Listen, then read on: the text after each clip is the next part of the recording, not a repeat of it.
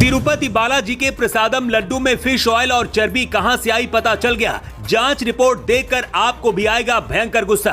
वो सच जो अभी तक बाहर नहीं आया। जूनियर योगी का शुरू हो गया एक्शन। मास्टरमाइंड तक पहुंचते ही खुलासे से मची खलबली। दिल्ली तक पहुंच गई बात। पवन कल्याण ने देश के हिंदुओं के लिए कर दिया एक नया ऐलान। बालाजी ने खुद दिए गुनहगारों के सबूत।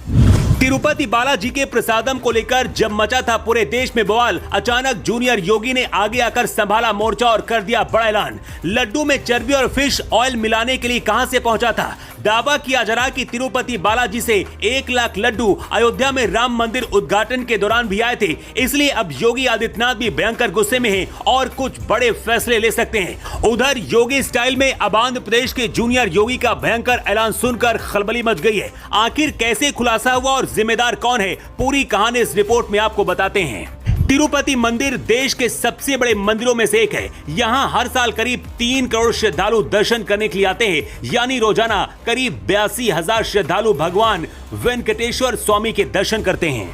करीब 3.50 लाख लड्डू तैयार किए जाते हैं। सभी श्रद्धालुओं को प्रसाद के रूप में लड्डू दिए जाते हैं। इस पूरी व्यवस्था का संचालन उस कमेटी के द्वारा किया जाता है जिसका गठन हर 2 साल में आंध्र प्रदेश की राज्य सरकार करती है। इस कमेटी का नाम है तिरुमाला तिरुपति देवस्थानम। यही कमेटी प्रसाद के लड्डुओं को बनाने के लिए सभी सामग्री को खरीदती है। तिरुपति मंदिर में आने वाले श्रद्धालुओं को पहले से निर्धारित कीमतों पर बेचा जाता है। आंध्र प्रदेश के मुख्यमंत्री चंद्रबाबू नायडू ने सबसे पहले दावा किया था कि जगन मोहन रेड्डी की पिछली सरकार में तिरुपति मंदिर में मिलने वाले प्रसाद में घी की जगह जानवरों की चर्बी और मछली के तेल का इस्तेमाल किया जा रहा था। इसी साल जून में जगन मोहन रेड्डी की पार्टी आंध्र प्रदेश में विधानसभा चुनाव हारी और नायडू ने एनडीए की सरकार बनाई। चंद्रबाबू नायडू के शपथ समारोह में खुद प्रधानमंत्री मोदी भी पहुंचे थे, क्योंकि मोदी सरकार में भी चंद्रबाबू नायडू की खास भागीदारी है।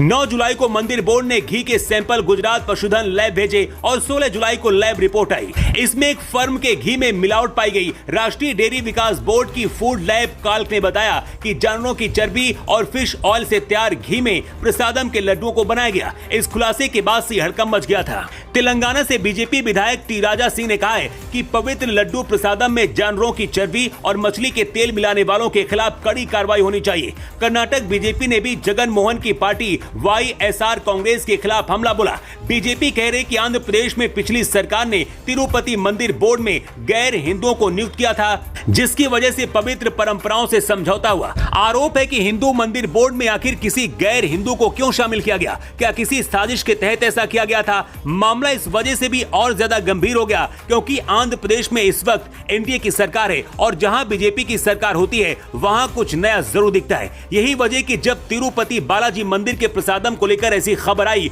तो आंध्र प्रदेश के जूनियर योगी ने मोर्चा संभाल लिया और ताबड़तोड़ एक्शन भी शुरू हो गया। ये जूनियर योगी कोई और नहीं बल्कि तेलुगु सुपरस्टार पवन कल्याण है। पवन कल्याण साउथ के सुपरस्टार चिरंजीवी के भाई और रामचरण के चाचा हैं और इस वक्त आंध्र प्रदेश के उप मुख्यमंत्री भी हैं। पवन कल्याण ने कहा है, तिरुपति बालाजी प्रसादम में जानवरों की चर्बी मिलाए जाने की बात से हम सभी बहुत परेशान हैं। पूर्व की जगन सरकार द्वारा गठित टीडीपी बोर्ड को कई सवालों के जवाब देने होंगे। हमारी सरकार सख्त कार्रवाई करेगी। इसके आगे पवन कल्याण ने कहा है, अब समय आ गया है कि पूरे भारत में मंदिरों से जुड़े सभी मुद्दों पर विचार करने के लिए राष्ट्रीय स्तर पर सनातन धर्म रक्षक बोर्ड का गठन किया जाए।